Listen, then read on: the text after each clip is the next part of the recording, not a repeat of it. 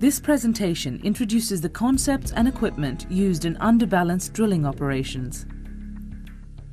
The key differences between underbalanced drilling and conventional overbalanced drilling are at both the conceptual and the technical level. At the conceptual level, the subsurface drilling conditions need to be investigated further. The rotating drill bit cuts away rock to deepen the well. The drilled cuttings are lifted to the surface by the circulating drilling fluid. In conventional overbalanced drilling operations, the hydrostatic pressure exerted by the drilling fluid in the well is designed to exceed the pressure of the hydrocarbon fluids in the reservoir. Since the pressure in the hole is higher than the pressure in the rock, fluid and fines are lost to the formation. These losses cause damage to the near wellbore area, resulting in reduced production. Experience shows that even a short exposure to overbalanced conditions can severely impair the productivity of a well. In underbalanced drilling operations, the hydrostatic head of the drilling fluid is designed to be less than the reservoir pressure. This means that there's a continuous flow of hydrocarbons into the well during the drilling process. Under these conditions, no near wellbore damage occurs and the well's ultimate production is not impaired. The prevention of wellbore damage has several advantages. Near wellbore damage prevention is just one of the benefits of underbalanced drilling.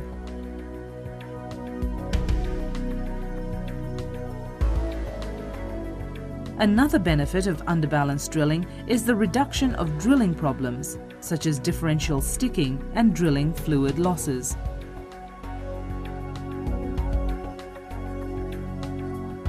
Producing the well while drilling increases reservoir knowledge. With this knowledge, wells can be steered into more productive zones.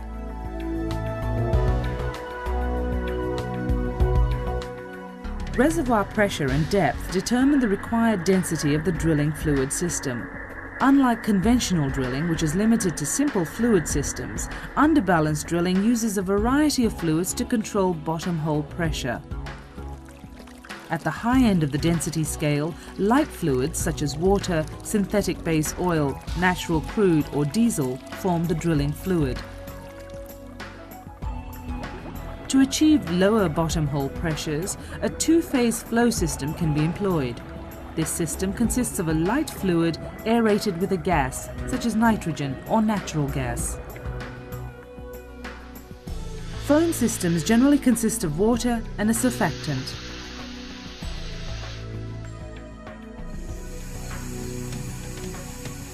At the low end of the scale, mist or air-based systems can be employed. Each of these fluid systems requires a different surface setup. In what follows, the commonly used two-phase flow system is shown as an example to illustrate the technical differences between underbalanced and conventional overbalanced drilling. A two-phase flow system setup consists of the following elements. The light drilling fluid is stored in the rig's mud tank system and is pumped to the well by the rig fluid pumps.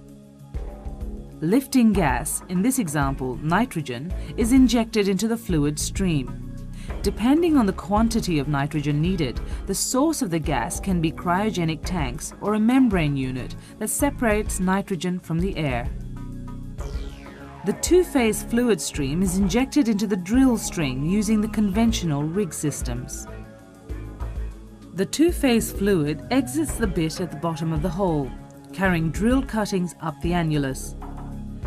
Since the hole is drilled underbalanced, reservoir fluids such as oil or gas are produced from the reservoir and mingle with the two-phase fluid moving up the annulus. This means that the well is producing while being drilled. The return fluid from the well is diverted by a rotating control head to the surface separation equipment.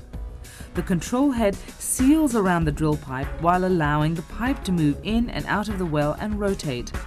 In some cases, a snubbing unit needs to be installed to allow movement of the drill pipe in and out of the well under pressure. Moving slips on the snubbing unit grip the pipe and push or pull it against the upward force in a controlled manner. Flow from the well is controlled via a choke manifold and then processed in a 4-phase separation system. This system separates the returns into its constituents: light fluid, crude oil, nitrogen and natural gas, and rock cuttings. The separated cuttings are collected for disposal. The separated hydrocarbons are sent on to production facilities or flared.